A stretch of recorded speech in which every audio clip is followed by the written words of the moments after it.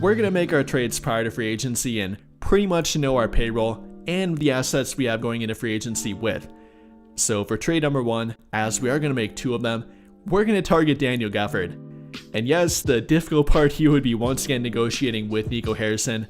Not the fact that he won't trade with them, but simply the fact that Maverick fans don't like him and would probably not be happy with him making another trade with the Lakers.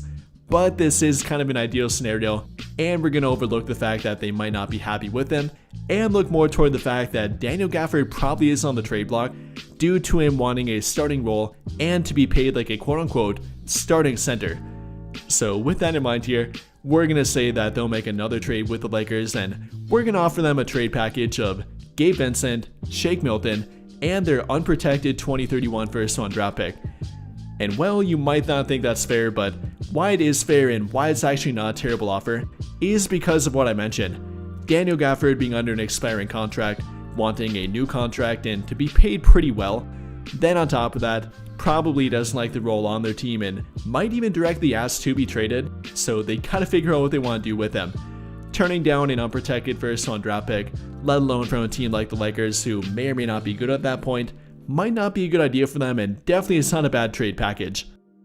So we're going to say they take that trade package, thus reuniting Luka Doncic with Daniel Gafford, giving him that great lob threat, giving the Lakers a massive upgrade at center, probably their long-term answer at center, with Gafford only being 26, about to be 27, and thus filling a massive hole on their team.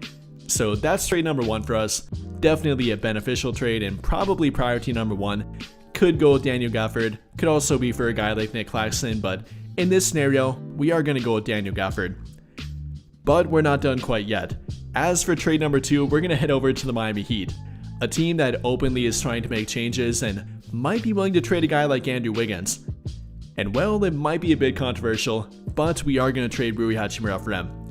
The trade offer here would be Rui Hachimura, Maxi Kleber, and a first-round draft pick swap, potentially being their 2030 first-round draft pick swap. And why it makes sense to them? Simply put, the Lakers need a legit two-way wing player in their starting lineup and simply more two-way players in general, which Andrew Wiggins could give them. I mean, looking at their current starting lineup, neither one of Rui Hachimura, LeBron James, Austin Reeves, or Luka Doncic can take on a difficult matchup on defense. So without that, you're never going to be a great two-way team and never going to be a great defensive team, even with the addition of Daniel Gafford. Replacing Rui Hachimura with Andrew Wiggins, a guy that can match up 1 through 4, a guy that can be a primary defender, and even for a championship level team, like he proved back in 2022 with Golden State, I think that'll be a massive fit upgrade for their team and pretty much for their entire rotation. Yes, I will miss Rui Hachimura, is a very good 3-point shooter for them, does happen to be a decent fit, albeit not the perfect fit, but I think it would be worth it for Andrew Wiggins.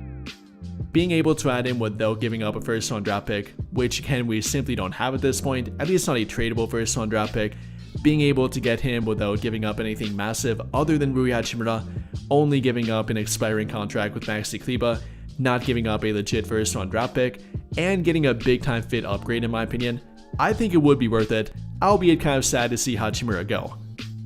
But I think that'll pretty much do it for this one. And if you enjoyed the video, then I'll greatly appreciate it if you drop a like, subscribe to the channel if you have not already, and hit that notification bell to never miss out when I upload a video. But as always, thank you for watching and have a great day or night.